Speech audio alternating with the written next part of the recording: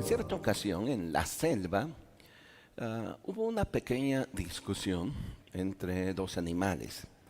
Era un burro y un tigre. Y desde la mañana empezaron a discutir por algo que cada uno de ellos decía tener la razón. El burro decía que el pasto era azul y el tigre decía que no, que el pasto era verde. Así que empezaron a tratar de convencerse uno a otro y de estar pues tratando de dialogar en un principio. Sin embargo, poco a poco el tema fue subiendo de calor y empezaron ya a discutir más fuerte. El burro decía, y era su convicción, porque a él le habían enseñado así y él toda su vida había creído que el pasto era azul. Así que estaba empeñado en decirle al tigre que el pasto era verde, era azul.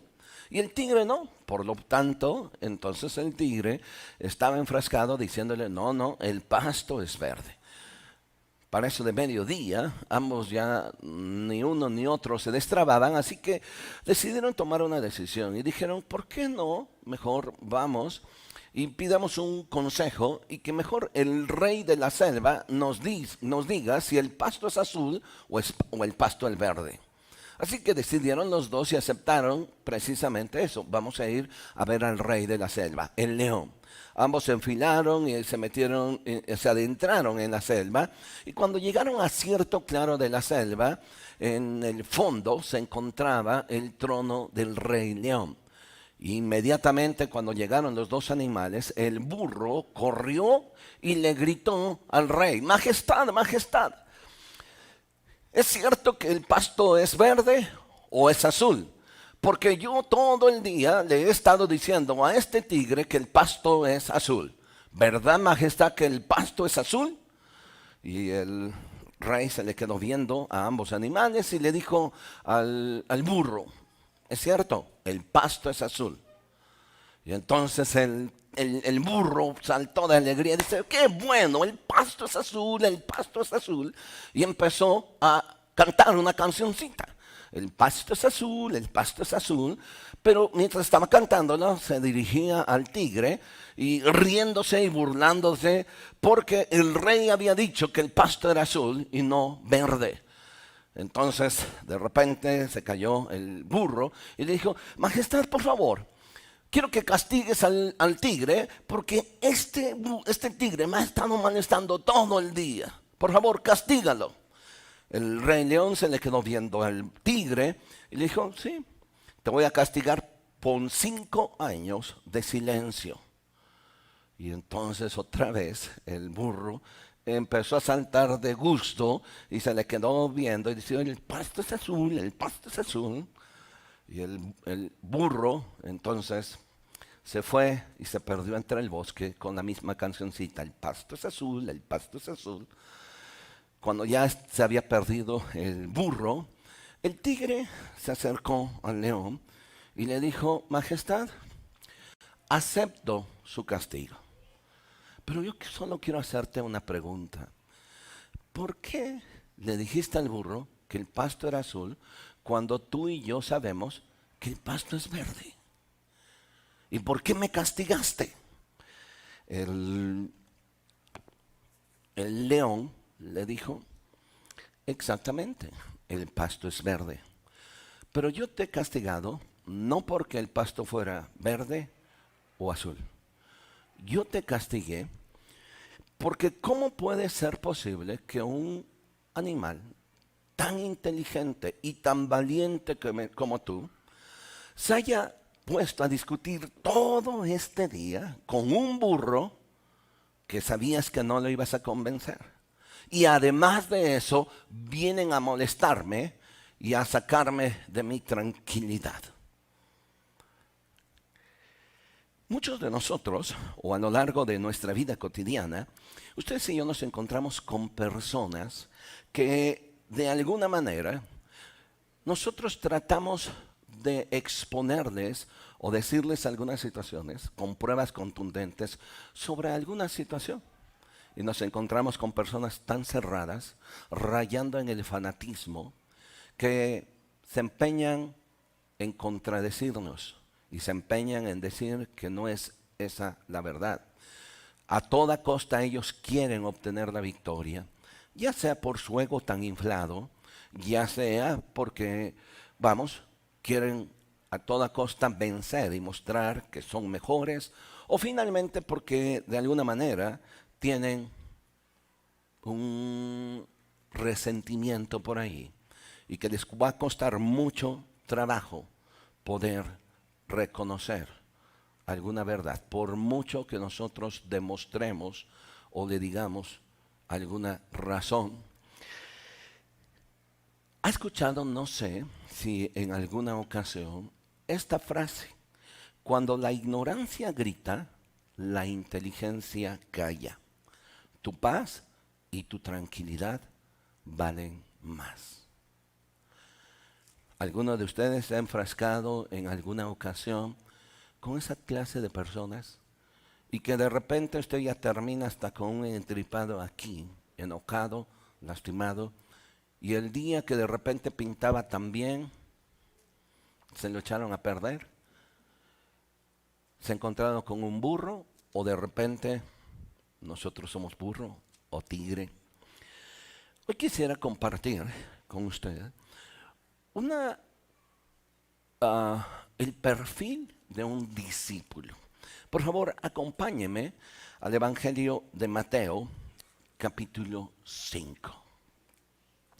Mateo, capítulo 5. En el Evangelio de Mateo, y básicamente en el capítulo 5, 6 y 7, nosotros encontramos lo que conocemos como el Sermón del Monte. Pero curiosamente en el capítulo 5 hay una frase que se repite, o básicamente dos frases que se van a repetir 5 veces. Y tiene que ver precisamente con el perfil que Dios espera de cada uno de nosotros como discípulos. Un discípulo de Jesús es más allá de una persona que se congrega en algún lugar llamado iglesia, congregación, auditorio o como se le llame. Un discípulo de Jesús es aquel que está dispuesto a permitir que Jesús viva su vida a través de él. Un discípulo de Jesús es aquel que está dispuesto a aprender y a permitir que en su vida él pueda crecer. Por favor, capítulo 5. Pero mientras usted lo busca o si ya lo encontró, por favor, permítame decirle lo siguiente. Si usted y yo buscáramos un trabajo, o lo ha buscado, es cierto, ya sea en una empresa, en una organización, en lo que sea, usted sabe que esa empresa u organización donde usted quiera trabajar siempre tienen un perfil de la persona que requieren para que sea parte de esa empresa o de la organización. Así que siempre hay un perfil a cubrir. Estaba pensando un momento precisamente lo que anteriormente era la Policía Federal de Caminos. Hoy está Policía Federal Preventiva, PFP, y estaba buscando cuál es el perfil precisamente de un policía que quiera laborar y que quiera hacer carrera en la Policía Federal Preventiva. Y encontré algunas cosas que son muy interesantes. Requisitos generales hay varios, pero hay por lo menos 6. Escuche. Ser ciudadano mexicano por nacimiento. Número 2, tener una edad entre 19 y 25 años cumplidos. Número 3, una estatura mínima para hombres de 1,70 de estatura y para mujeres de 1,60 de estatura mínima. Estudios mínimos de bachillerato terminado. Número 5, una aptitud física y mental para la carrera policial. Y número 6, no hacer uso de sustancias psicotrópicas. Para empezar, si yo quisiera pedir trabajo en la PFP, yo estaría descartado. ¿Por qué? Porque no cumplo con el perfil, por lo menos en el perfil número 2. Una edad entre 19 y 25 años. Quienes tenemos menos de 19 ya no podríamos aplicar allí. Así que esa la descarto. Pero sabría que aunque yo llegara y me presentara con todas las demás credenciales y yo pudiera decir que soy una excelente persona, que soy muy ágil, que podría ser más ágil de una persona que una persona de 1,80, de 1,90, etcétera, pues simple y sencillamente me van a decir que no, porque no estoy cumpliendo con un requisito que es indispensable. Aunque yo les diga que tengo más aptitudes, más cualidades, o como yo les estaba diciendo, que soy muy hábil y que soy muy ágil en varias cosas. Yo estoy seguro que a lo mejor me van a decir, mira, Alfonso, está bien en todo esto, pero mejor te recomendamos que tú pidas trabajo en un circo. Allí solicitan un acróbata. Pero aquí no puedes entrar, porque tu tiempo ya pasó. Podría ser la estatura, o podría ser algún otro requisito. ¿Por qué? Porque cada empresa tiene un perfil de las personas que están trabajando allí y se espera que esas personas que estén trabajando allí, cumpliendo ese perfil, sean efectivas haciendo las cosas que la empresa necesita mostrar, vender o hacer. De la misma manera, como cristianos, ser discípulo de Jesús no solamente tiene que ver con alguien que lleva una Biblia en el brazo, que va un domingo a la iglesia, que de repente se sienta, ora por los alimentos, ve a alguna reunión. No, ser un discípulo de Jesús va más allá. Pero tiene que ver con una cualidad muy importante. Y la primera cualidad tiene que ser, o se llama, enseñabilidad. Un discípulo es enseñable. Y permítame mostrarle esto en las Escrituras. Mateo capítulo 5. Les decía que 5 veces se repite una expresión, o 2 expresiones que van ligadas una a la otra. En Mateo capítulo 5, versículo 21 y 22. Oísteis que fue dicho a los antiguos, no matarás, y cualquiera que matare será culpable de juicio. Por favor, subraye o tome en cuenta la primera expresión. Oísteis que fue dicho a los antiguos. Tú aprendiste esto allá atrás. Te lo enseñaron de pequeño en casa. Fuiste creciendo con eso. Y eso que tú aprendiste no se lo inventaron. Ellos a su vez también lo aprendieron de otras personas. Pero luego en el siguiente versículo Jesús dice lo siguiente. Pero yo os digo. ¿Sí captan el punto? Tú aprendiste esto. Pero si tú quieres ser mi discípulo, yo te estoy diciendo que para que tú seas mi discípulo, tienes que reaprender. Versículo 27, la segunda ocasión. Solo nada más para que ustedes tomen en cuenta esto. Oísteis que fue dicho, otra vez, tu pasado, te enseñaron, aprendiste, fuiste formado en esta idea, fuiste formado en esta escuela, fuiste formado en tal o cual sinagoga, en tu familia aprendiste esto lo aprendiste, te formó, te hizo percibir el mundo de alguna manera, pero, versículo 28, pero yo te digo, le cambia el punto. El siguiente, la tercera ocasión, versículo 33, otra vez. Además, habéis oído, pasado, otra vez. Te formaste, escuchaste, te formaste, creciste y así ves la vida y así te estás conformando. Pero luego dice Jesús, versículo 34, pero yo os digo. La quinta vez que se menciona otra vez la misma situación. Oísteis que fue dicho. Versículo 39. Pero yo te digo. Y la última vez, versículo 43. Oísteis que fue dicho.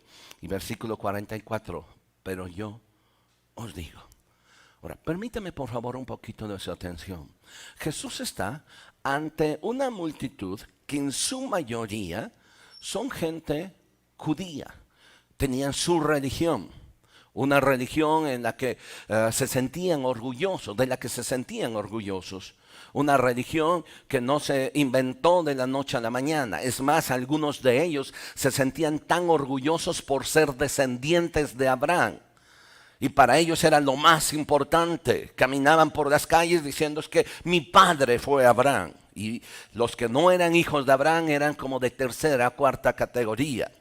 Esta gente a la cual Jesús estaba enseñándoles y mostrándoles, habían vivido así, con una forma, con un formato. Habían desde pequeños crecido con una idea, desde pequeños habían crecido leyendo la Torá o leyendo las Escrituras, el Antiguo Testamento. Para ellos esa era la verdad, para ellos era ese su mundo. Y así se comportaban. Su vida la dirigía eso que habían aprendido allá atrás. Oísteis que fue dicho en los antiguos. Pero ahora Jesús, frente a aquella multitud, les cambia la jugada. En otras palabras, como que ahora lo que Jesús quería hacer es quitar ese chip e implantarles otro. Tú fuiste formado con esto, pero yo quiero ponerte esto. Ahora, mire, más allá de la implicación teológica que está aquí, en donde podremos tomar tiempo para pensar o tratar de ver, si lo que Jesús quería era minimizar la ley y exaltar la ley moral, si Jesús quería hacer a un lado el Antiguo Testamento y ahora empezar a hablar de un nuevo pacto, más allá de eso, quiero que me ponga atención, porque lo que Jesús está diciendo en esencia es lo siguiente. Tú tienes este chip, tú fuiste formado con esta idea, así creciste, así te has formado, y esto ha estado bien. Si usted observa, en ningún momento Jesús dijo, eso está mal. Al contrario, Jesús lo que dice, estuvo bien, pero yo te quiero enseñar algo mucho mejor. Pero, ¿qué es lo que estaba diciendo Jesús? Esto tú escuchaste, así te formaste. Pero ahora te quiero enseñar esto. De esto, de este pasado a este presente para un futuro, hay un paso que es sumamente importante. El ser enseñable. Y para ser enseñable, tengo que desaprender. Quizá usted ha escuchado, leído algo precisamente que tiene que ver con eso. El mayor obstáculo, las limitaciones que tenemos como seres humanos, no es lo que puede ser nuestras cualidades o la falta de esas cualidades. El mayor obstáculo que tenemos los seres humanos es nosotros mismos, nuestros formatos. Lo que yo aprendí y que no estoy dispuesto a cambiar.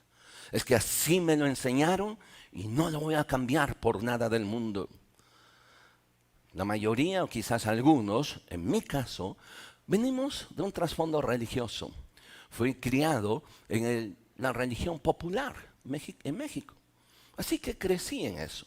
Y usted sabe que cuando usted le habla del evangelio a una persona que fue criada en ese concepto o en esa situación, lo primero que le argumentan, le dicen, bueno, sí está bien todo lo que tú me dices, pero no voy a traicionar la fe de mis padres. ¿Lo ha escuchado?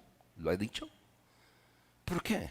Porque aunque tú tengas razón, no quiero desaprender. Y podemos discutir y podemos mostrarle en las Escrituras una y otra cosa, demostrarle un camino mejor, un camino excelente, demostrarles que el camino solo es Jesús. Pero su mayor obstáculo no es la falta de fe. Su mayor obstáculo es aferrarse a un fanatismo.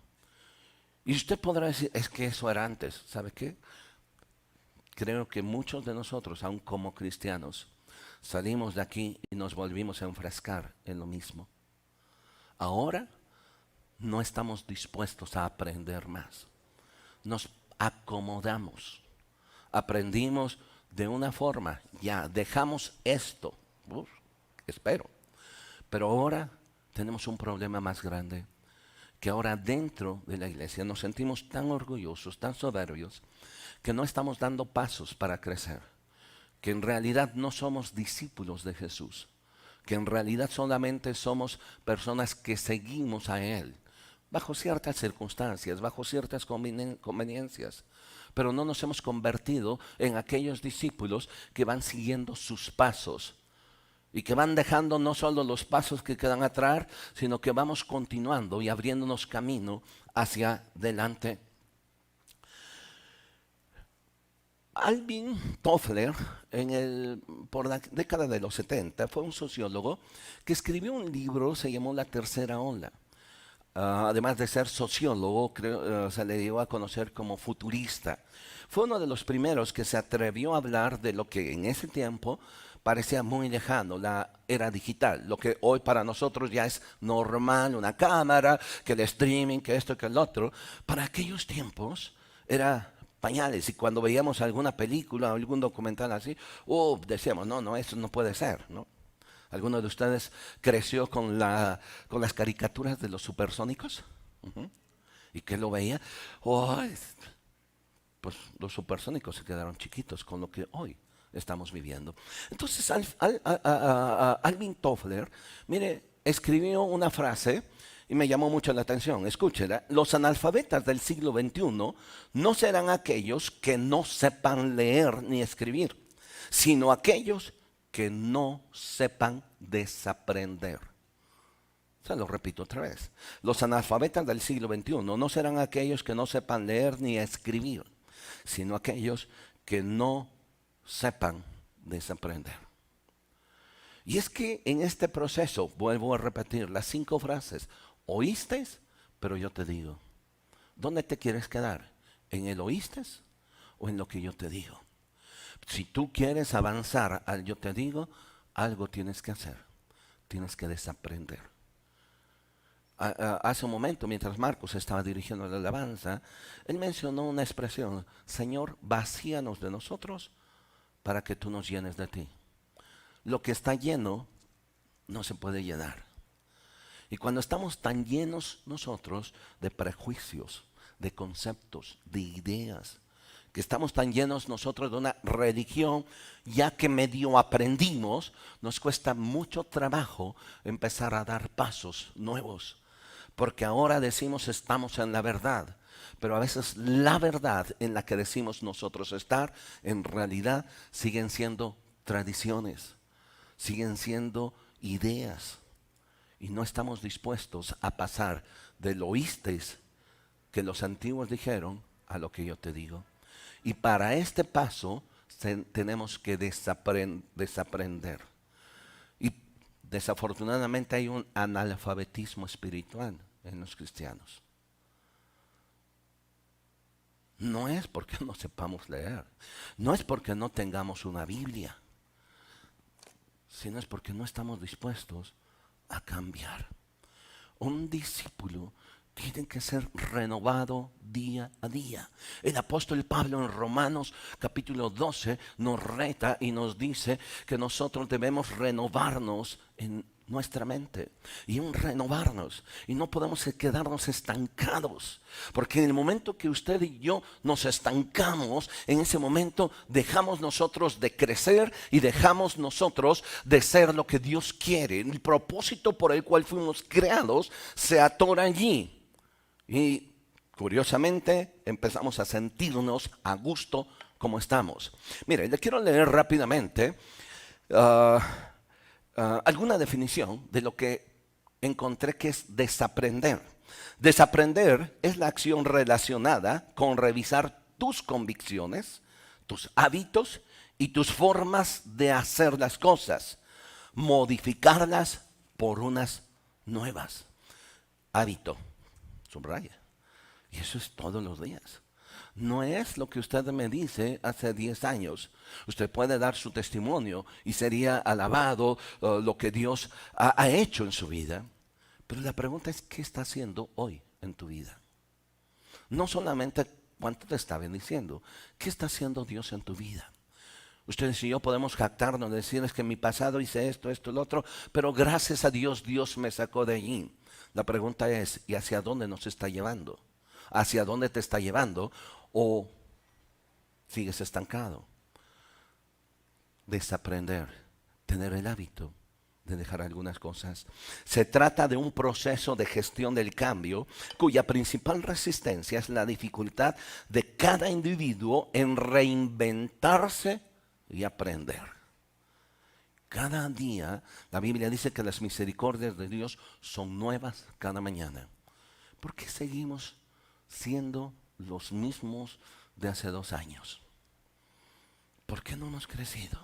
¿Por qué nos quedamos atorados allí? Desaprender no se trata de borrar y olvidar lo aprendido, sino se trata de no ser, escuche, se trata de no ser esclavo de ello. Aferrarnos. Y la última cosa, desaprender, se refiere sobre todo a la capacidad de repensarse uno mismo, no tanto de los conocimientos que uno tiene y que uno tiene que borrar, sino a los hábitos que me ha esclavizado y que me hacen dar vueltas en el mismo lugar. ¿Oíste? Y yo te digo, de aquí a acá podemos quedarnos en el oímos. Es que así lo he hecho, así lo aprendí, así me enseñaron y no voy a traicionar a mis papás y son mis convicciones, más no la convicción de Dios. De esto acá necesitamos aprender. Acompáñeme rápido, por favor. Quiero ponerle un ejemplo de precisamente de esto, de un hombre que está en el libro de los Hechos, capítulo 18, por favor. Acompáñeme al capítulo 18. Y quiero ponerle este ejemplo. Es la historia de un hombre llamado Apolos. De hecho, cuando usted lee el libro de Hebreos, allá en el Nuevo Testamento, algunos comentaristas dicen que el libro de Hebreos no fue escrito por Pablo, y eso es una realidad. Pero algunos han dicho que el libro de Hebreos lo escribió Apolos, este personaje del que vamos a ver rápidamente, que poco a poco se ve en el Nuevo Testamento. ¿Por qué? Porque el libro de Hebreos está escrito con un conocimiento muy profundo del judaísmo. No es que Pablo no lo tenía, Pablo lo tenía. Él mismo decía, yo soy judío, hebreo, etc. Él tenía mucho conocimiento, pero su forma de escribir va a ser muy diferente en los 13 capítulos del libro de Hebreos. Por eso algunos dicen que quien escribió el libro de Hebreos fue este Apolos, un personaje profundamente culto y conocedor del judaísmo. Pero ¿cómo empezó su carrera? ¿O cómo empezó su reaprender? Hechos capítulo 18, versículo 24, por favor. Llegó entonces a Éfeso un judío llamado Apolos. Él era natural de Alejandría. Y ahora vean las características. Varón elocuente, poderoso en las escrituras. Este había sido instruido en el camino del Señor, siendo de espíritu fervoroso. Otra característica. Hablaba y enseñaba diligentemente lo concerniente al Señor, aunque solamente conocía el bautismo de Juan. ¿Quién era Apolos? O sea, Apolos no era un ignorantito. Apolos no era un hombre que había leído un librito por allí o que había de repente dado 2, 3 leídas, alguna porción del Antiguo Testamento. No. Apolos dice que era un hombre poderoso en las Escrituras, muy culto, sabía mucho. También era un hombre fervoroso. O sea, imagínense por favor, un hombre culto con una pasión por Dios. Era una bomba donde quiera que llegaba. Y dice que él estaba enseñando en la sinagoga. Y lo hacía con diligencia. Tenía otra característica. No solo conocía mucho, sino también sabía enseñar lo que él conocía. Porque muchos podemos decir, es que yo sé mucho, pero nos cuesta un trabajo poder enseñar. Y Apolos tenía todas esas cualidades. ¿Me estoy explicando? Ahora, ¿qué más le faltaba a Apolos? Pues tenía todo. Ya conocía el Evangelio, pero mientras estaba enseñando allí, habían 2 personas, discípulos de Pablo, era un matrimonio, Priscila y Aquila. No se nos dice tampoco mucho de la historia de Priscila y Aquila, excepto una cosa, que en algunas veces que acompañaron a Pablo, dice en la Biblia que para poder sostener su ministerio, ellos se dedicaban a hacer tiendas de campaña y allí vivían y las vendían. Eso significa que, eran diestros con sus manos, eran hábiles. No eran, si usted lo compara, Priscila y Aquila con el Apolos. Ups, Apolos era un gran personaje. ¿Me va siguiendo? Y lo escucharon a Apolos hablar con ese fervor, con ese profundo conocimiento de las Escrituras. Y cuando se dieron cuenta que algo le faltaba a Apolos, lo llamaron aparte, versículo 26. Comenzó a hablar con denuedo en la sinagoga, pero cuando lo oyeron Priscila y Aquila, le tomaron aparte y les pusieron más exactamente el camino de Dios. Antes de continuar, los siguientes versículos, escuchen lo siguiente. Les estoy hablando de un Apolos culto, profundo conocedor de la Escritura, fervoroso, un gran maestro. Cuando se acercó Priscila y Aquila y le trataron de enseñar algo, pues Apolos pudo haberlos visto de arriba hacia abajo. ¿Y ustedes quiénes son? Apolos pudo haber sacado su credencial. Es más, ni siquiera era necesario porque dejaba con la boca abierta a los que estaban allí. Sin embargo, Apolos actúa con una sencillez en la que él acepta la corrección. Y entonces Priscila y Aquila le enseñan lo que a él estaba faltando. Y eso me enseña otra cualidad. Un hombre que reconoce que algo le falta y que quiere crecer. Si usted y yo queremos crecer, la primera cosa que tenemos que empezar a hacer es reconocer nuestras limitaciones. Y entonces Apolos lo llaman aparte y le enseñan. Y después, ahora vea por favor, a un Apolos renovado, a un Apolos más fuerte, a un Apolos si estaba siendo usado por Dios, ahora estaba siendo usado al 110%. Versículo 27. Y queriendo él, es decir, después de que lo tomaron aparte, dice, y queriendo él, Apolos, pasar a Acaya, los hermanos le animaron y escribieron a los discípulos que le recibiesen. Y llegado él allá, fue de gran provecho a los que por él, a los que por la gracia habían creído. Fue de gran provecho. ¿Entiende?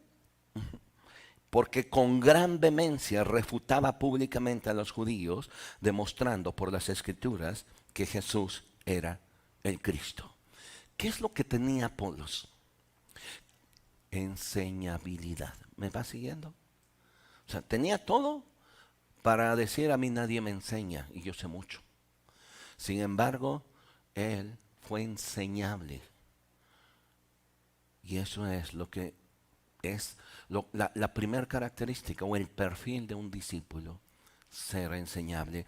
Winston Churchill, primer ministro de Inglaterra allá por la década de 1940 y después posteriormente fue reelegido, él escribió una cosa, escuche, la actitud es una cosa tan pequeña, pero que hace una gran diferencia. La actitud, no la aptitud, sino la actitud. Es una cosa muy pequeña, pero si tú tienes una cosa pequeña que se llama actitud, puede hacer la gran diferencia en donde tú estás. Y puede ser la gran diferencia aún como cristiano.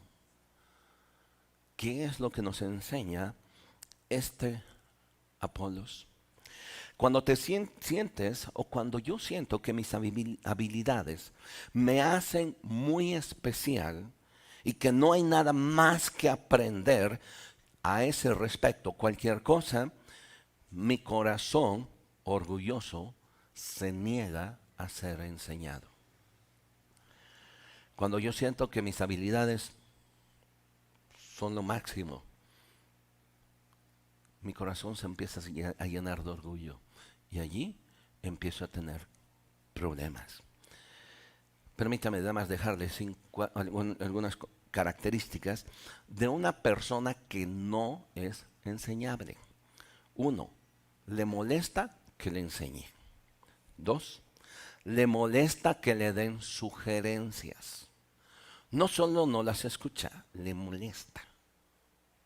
3, le molesta rendirle cuentas a alguien, porque tratar de percibir que hay otro arriba de él es muy molesto. Esa persona no es enseñable. Argumenta, no le gusta estar bajo autoridad. No le gusta, argumenta todo a toda costa, cualquier indicación que se le da. ¿Y por qué? ¿Y para qué? Y no tanto es porque quiera saber algo, sino porque en el fondo está diciendo, no lo quiero hacer. No lo quiero hacer. Argumenta toda indicación que se le da. Siempre tiene la última palabra sin importar el tema de conversación. Tiene algo que decir a todo momento. Muy pocas veces se escucha y se mantiene callada esa persona que no es enseñable, pues siempre tiene que decir algo al respecto. Ahora, déjeme rápido, si usted tiene por allí en qué apuntar o algo, o después lo puede ver en la repetición en la semana, quiero dejarle 5 cosas así, muy rápidas, lo que el libro de Proverbios nos enseña acerca de una persona enseñable. La primera, una persona enseñable es humilde. Proverbios capítulo 22, Proverbios capítulo 26, versículo 12. Dice Proverbios, ¿has visto hombre sabio en su propia prudencia? Y luego dice, más esperanza hay del necio que de él. Casi es más fácil sacar a un buey de la barranca que hacer que un necio, un tonto, que siente que todo lo sabe, lo puedas convencer. No es enseñable. La primera característica es la humildad. Aquellos que se dejan enseñar reconocen su necesidad de crecer y saben que siempre pueden aprender algo más de los demás. Número 2, siempre buscan la sabiduría de lo alto. Una persona enseñable no se estanca, busca crecer en la sabiduría de Dios. Proverbios capítulo 4, versículos 7, 8 y 9.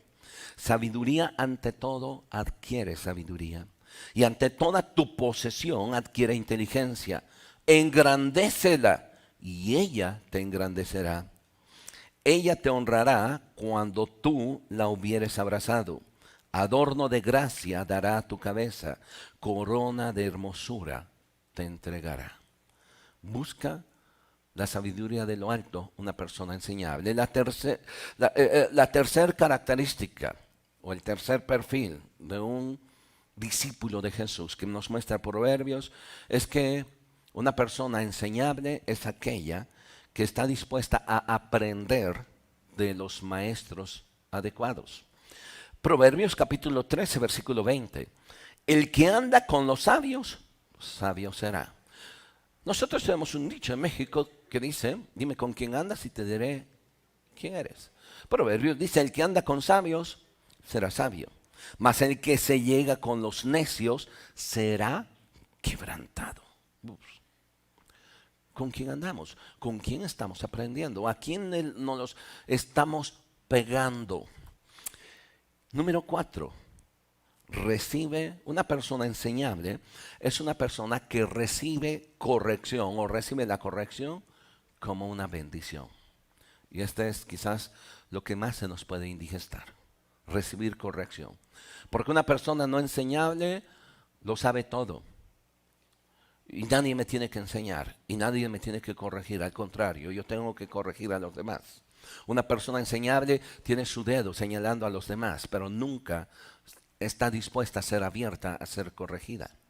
Vea por favor algunos versículos. Proverbios 15, versículo 31 y 32.